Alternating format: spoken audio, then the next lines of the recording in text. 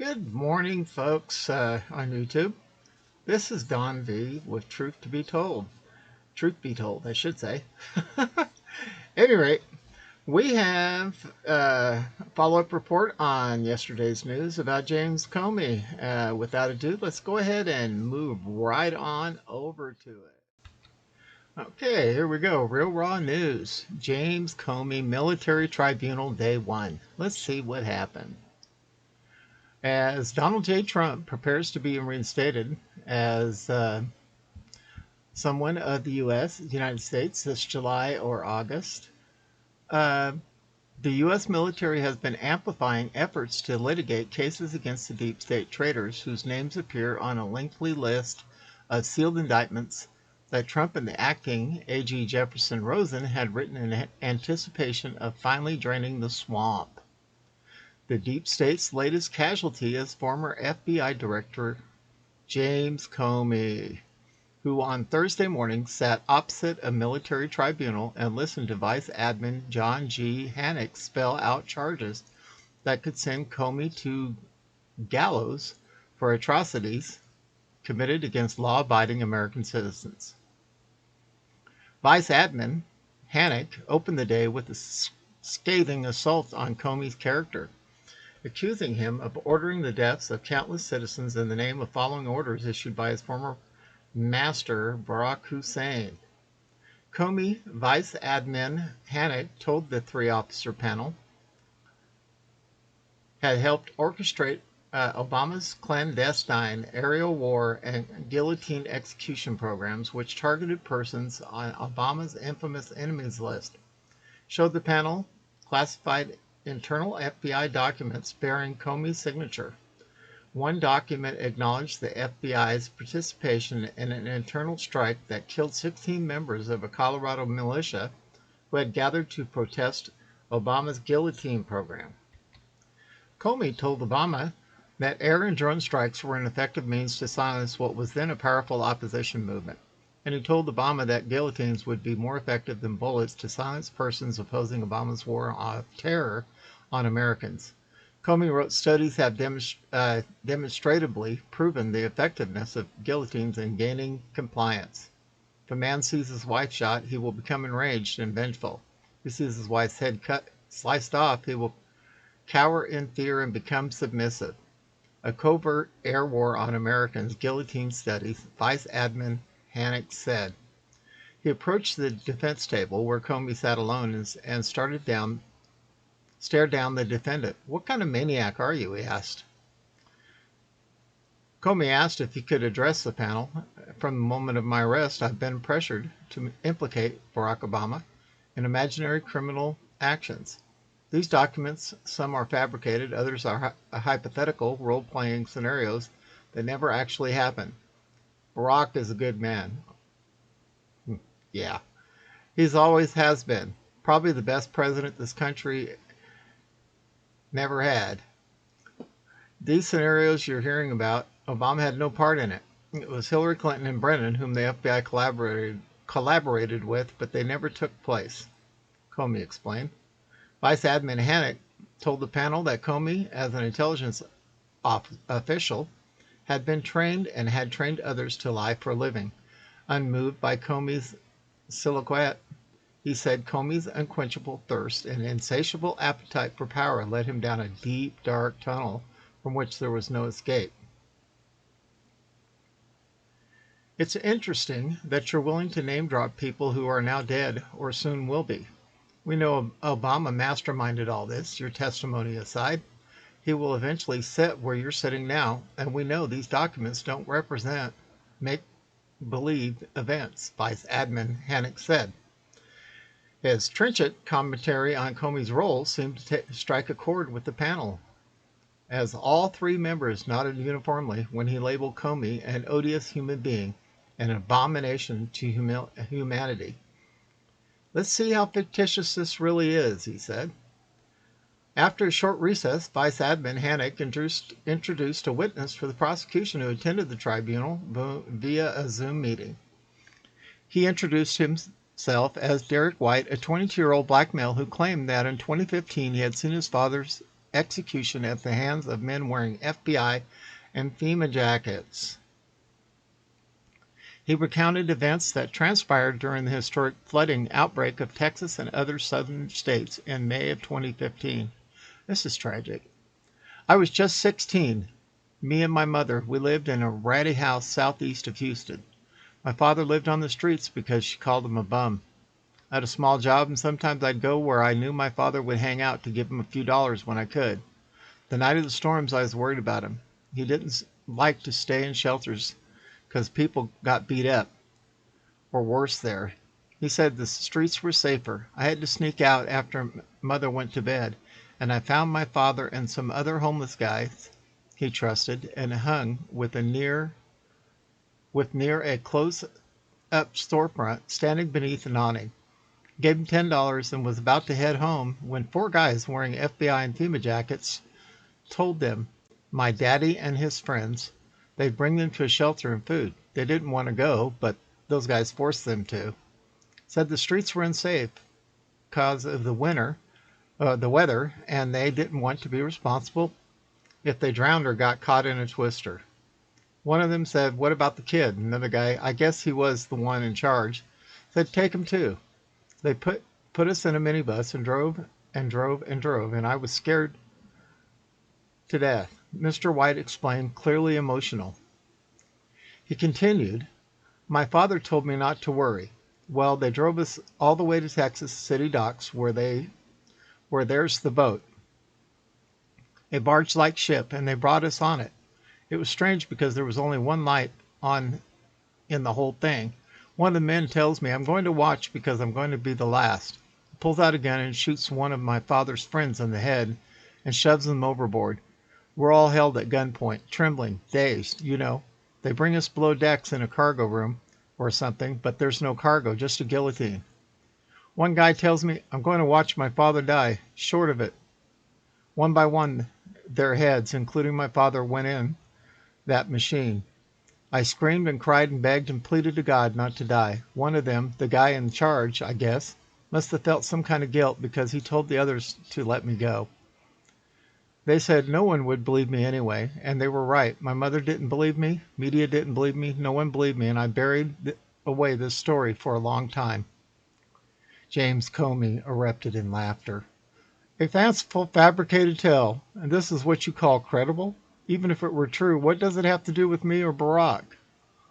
It has everything to do with you. We know that you and Obama's FEMA director, Craig Fugate, authorized and described events with Obama's encouragement. We will recess until tomorrow, but I tell you now that we have former subordinates of yours, subordinates, of yours who will give testimony below. Bluffing, Comey told Vice Admin Hannock, was the last act of the desperate. We'll see tomorrow, Vice Admin Hannock replied, and he said the tribunal will resume at 10 a.m. on Friday. Wow, folks, that's some really explosive alleged information. You heard it here on Real Raw News. At any rate, let's go ahead and move to the next story.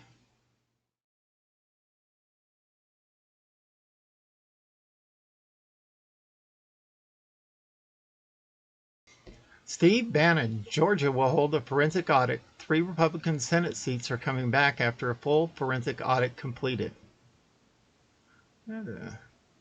Georgia radio host John Fredericks joined Steve Bannon on the War Room on Friday. John Fredericks is reporting from the Georgia Republican Convention this weekend. During the conversation, former Trump chief strategist Steve Bannon laid out his most recent predictions as they are explosive. Steve Bannon says Georgia will hold a forensic audit despite the best efforts from rhinos in the state block process. Steve also called out Mitch McConnell to put his shoulder to the wheel of the 3 November movement.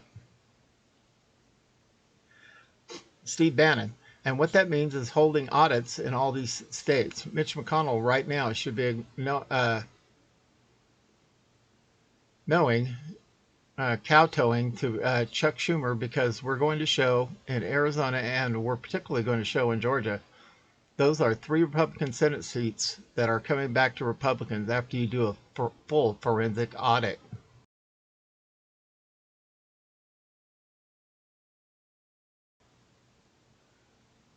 Here, let's see what they got to say right here in America's Voice. Done in Georgia. It's going to get done. We're going to have a full forensic audit. And Mitch McConnell and his team, if he wants to save his legacy, he's running around very worried about his legacy, which will be a disaster unless he does the following. Mitch McConnell today has to put his shoulder to the wheel of the 3 November movement. And what that means is full forensic audits in all these states. Mitch McConnell right now should not be kowtowing to Chuck Schumer, because we're going to show in Arizona and we're particularly going to show in Georgia. Those are 3 Republican Senate seats that are coming back to the Republicans after you do a full forensic audit. For everybody who's talking about Mike Lindell and his lawsuit and President Trump coming back in August, we got 3 United States senators right there, Senate seats. And I'm telling you, Perdue and Loeffler, these guys, it's the first ballot thing. We didn't even need the runoff, right? So here's what we need to do is that we need to see, is there going to be a resolution in this convention, and is a delegation going to head out early next week from Georgia? Like the people in the Commonwealth of Pennsylvania, is a delegation going to head out? Are they going to go to Arizona? Are they going to meet with the patriots out there? Are they going to understand the lessons learned out of this audit and take it back to Georgia? John Frederick. Yes, and it's going to be led by State Senator Burt Jones. This is State Senator Burt Jones, not the Vernon Jones that's running for governor, so you can't get that mixed up. This is going to be led by State Senator Burt Jones. He was on my TV show yesterday saying exactly that. There'll be other senior senators involved. He said explicitly they want to go to Arizona, obviously before it ends at the end of June. They want to meet with Karen Fann. They want to understand how the state Senate got this done. That's number one. The second thing they want to absolutely do is be sure, beyond a shadow of a doubt, that they know exactly how to get this audit done, how to do it. And I think if they do that, it's going to be run in the state Senate. They have the votes in the state Senate. The other problem they've got right now is Butch Miller, who is the Senate Majority Leader, who was squashing everything, is announced for Lieutenant Governor. Burt Jones likely to announce for Lieutenant Governor, leading this delegation. It's going to be very difficult for Butch Miller and Cosmo man Jeff Duncan to squash again what they're doing, because public sentiment is going to bring tremendous pressure to Butch Miller and Cosmo man, who's out, not running again, in order to go forward with this audit, which is going to be the authority of the Republican-controlled state Senate in Georgia. We talked about Carrie Lake. She's running out there in Arizona. But Vernon Jones, feel the Vern. Vernon Jones has been bringing heat all over Georgia. Talk about what involvement he's got at this convention. Is he making an impact?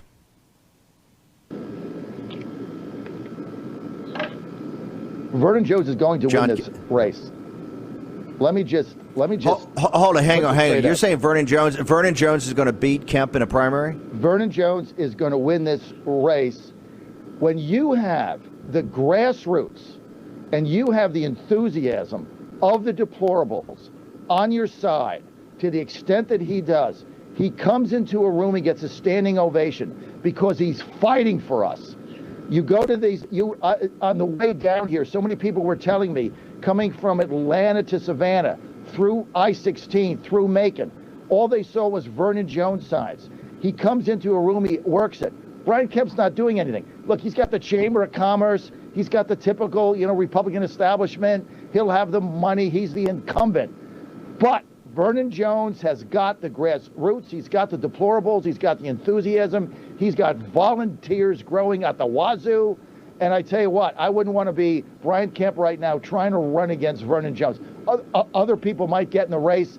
It doesn't matter, because top 2 finishers get into a runoff. If Brian Kemp gets into a runoff with Vernon Jones, he's toast, because Jones' supporters are going to show up. At the end of the day, nobody cares about Governor Kemp, what he does. He didn't have the special session. He's the reason Chuck Schumer's in there. We told him, they all told him what to do. He didn't do it. He sold us out. And so you can see enthusiasm for Vernon Jones at the grassroots level, capturing the hearts and minds of the deplorables in Georgia. Okay, so You heard it here. Let's go ahead and move on to the next story. Facebook suspends President Trump for 2 years or longer. Boy, this is Zuckerberg. He just blows me away. You know, to suspend a former president like this is just absolutely ridiculous. Okay, it says Facebook announced Friday it is suspending President Trump for a minimum of 2 years until January 7th, 2023, and will condition reinstatement on experts' opinions on whether Trump being on Facebook and sister properties, include Instagram, poses a serious risk to public safety. Trump's suspension was imposed the day after January 6 Capitol riots during Congress's certification of the Electoral College votes for President and Vice President that stopped the proceedings for several hours. Last month, the Oversight Board upheld Facebook's suspension of former U.S. President Donald Trump's Facebook and Instagram accounts following his praise for people engaged in violence at the Capitol on January 6th. His praise? I don't think so. It was completely condemned. But in doing so, the board criticized the open-minded nature of the suspension, stating that it was not appropriate for Facebook to impose indeterminate and standardless penalty of indefinite suspension. The board instructed us to review the decision and respond in a way that is clear and proportionate, and made a number of recommendations on how to improve our policies and processes. We are today announcing new enforcement protocols to be applied in exceptional cases such as this, and we are confirming the time-bound penalty consistent with those protocols which we are applying to Mr. Trump's account. Given the gravity of the circumstances that led to Mr. Trump's suspension, we believe his actions constituted a severe violation of our rules, which merits the highest penalty available under the new enforcement protocols. We are suspending his accounts for 2 years, effective the date of the initial suspension of January 7th this year. Well, folks, that's exactly why I've gotten rid of my Facebook account. We have nothing to worry about. He can suspend him from here until eternity. We know that our ex-president,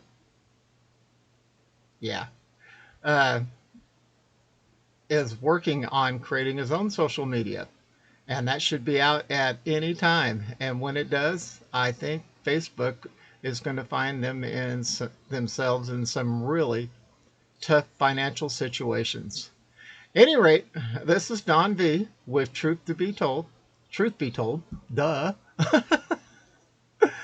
Broadcasting out of Arizona under partly cloudy skies again, probably 85 degrees here. Thank you for watching, and until the next video.